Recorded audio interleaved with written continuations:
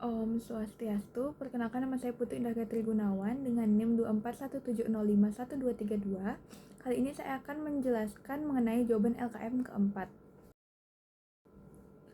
Baik, soal pertama itu ada ilustrasi, yaitu program ini menampilkan bahwa anak-anak yang aktif dalam kegiatan amal, Han, seorang atlet taekwondo yang berusia 11 tahun, mengadakan tantangan triathlon untuk mengumpulkan dana bagi Fahri, anak yang menderita penyakit kanker mata.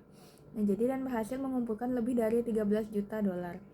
Jadi yang kedua ada Luis Numero yang berusia 9 tahun yang berinisiatif untuk mengumpulkan dana agar kakek neneknya bisa berkunjung ke Jakarta Aquarium.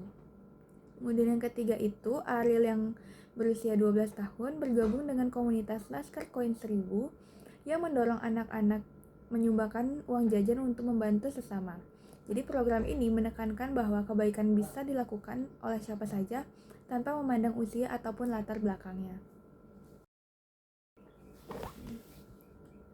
Nah, jadi dari ilustrasi tersebut ada nilai-nilai yang diajarkan, yaitu yang pertama ada kepedulian sosial. Jadi di mana anak-anak dalam tayangan ini itu menunjukkan bahwa rasa peduli yang besar terhadap orang lain, seperti Han yang berusaha membantu Fahri yang sedang berjuang melawan kanker mata, kemudian Louis yang ingin membahagiakan kakek neneknya.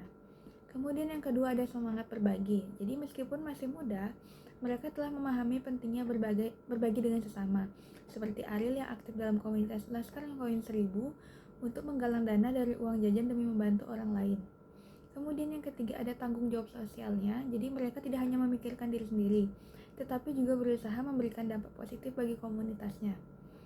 Jadi menunjukkan bahwa setiap orang bisa berkontribusi untuk kebaikan tanpa memandang usia ataupun latar belakang. Kemudian yang keempat itu ada kerja keras dan juga ketulusan. Jadi untuk membantu orang lain dibutuhkan usaha yang nyata, seperti Han yang mengorganisir tantangan triathlon untuk bentuk kepeduliannya kepada sesama. Selanjutnya adalah hal-hal yang bisa ditiru. Jadi yang pertama itu ada menginisiasi kegiatan amal seperti Han. Kita bisa mengadakan kegiatan sosial seperti penggalangan dana atau acara olahraga yang bertujuan membantu orang yang membutuhkan. Kemudian yang kedua ada mendorong teman untuk berbagi. Nah, seperti Ariel, kita bisa mengajak teman-teman di sekolah atau lingkungan sekitar untuk menyisihkan sebagian uang jajan atau waktu mereka untuk kegiatan sosial. Kemudian yang ketiga itu ada meluangkan waktu untuk orang yang kita sayangi. Nah, terinspirasi dari ceritanya Louis, kita bisa lebih sering menghabiskan waktu dengan keluarga, terutama orang tua dan kakek nenek, untuk memberikan kebahagiaan yang sederhana bagi mereka. Dan kemudian yang keempat itu ada memanfaatkan teknologi untuk kebaikan. Nah, jadi di sini media sosial bisa digunakan untuk menyebarkan informasi tentang kampanye sosial atau mengajak lebih banyak orang untuk ikut serta dalam aksi kebaikan. Selanjutnya adalah ide yang bisa kita lakukan di lingkungan kita sendiri. Yang pertama, itu kita bisa melakukan gerakan donasi kecil yang memiliki dampak yang besar, yaitu bisa membuat komunitas kecil di lingkungan atau sekolah yang mengajarkan anak-anak untuk menyisihkan uang receh atau barang bekas yang layak pakai untuk didonasikan kepada yang lebih membutuhkan. Kemudian yang kedua ada kegiatan mengajar atau mendampingi anak yang kurang mampu.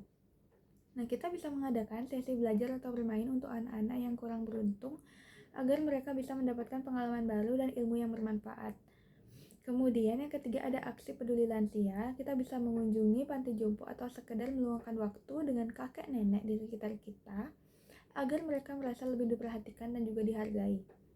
Dan kemudian yang keempat yaitu ada kampanye lingkungan dan sosial di media sosial. Kita bisa menggunakan media sosial untuk mengajak orang-orang yang peduli terhadap isu sosial dan juga lingkungan, misalnya dengan mengadakan tantangan kebaikan atau berbagi kisah inspiratif yang bisa memotivasi banyak orang. Selanjutnya adalah soal kedua. Jadi soal kedua itu tentang pranayama. Jadi video ini bisa memberikan berbagai pelajaran berharga yang dapat diterapkan dalam kehidupan sehari-hari. Salah satu hal utama yang diajarkan adalah pentingnya kesadaran terhadap pernapasan. Dengan memperhatikan ritme dan pola pernapasan, seseorang dapat lebih tenang dan fokus dalam menjalani aktivitasnya. Nah, kesadaran ini juga membantu mengurangi stres dan juga kecemasan, terutama dalam situasi yang penuh tekanan. Nah, selain itu, pranayama menjadi salah satu metode yang efektif untuk mengelola stres. Teknik pernapasan yang teratur dapat membantu menenangkan pikiran dan tubuh, sehingga seseorang itu dapat menghadapi berbagai tantangan dengan lebih tenang. Nah, manajemen stres ini juga berkontribusi terhadap keseimbangan energi dalam tubuh.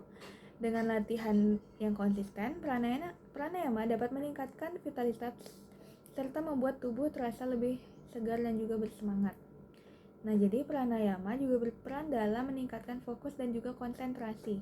Dengan latihan yang rutin, seseorang dapat lebih mudah mengandalkan pikiran yang gelisah dan meningkatkan produktivitas dalam berbagai aktivitas.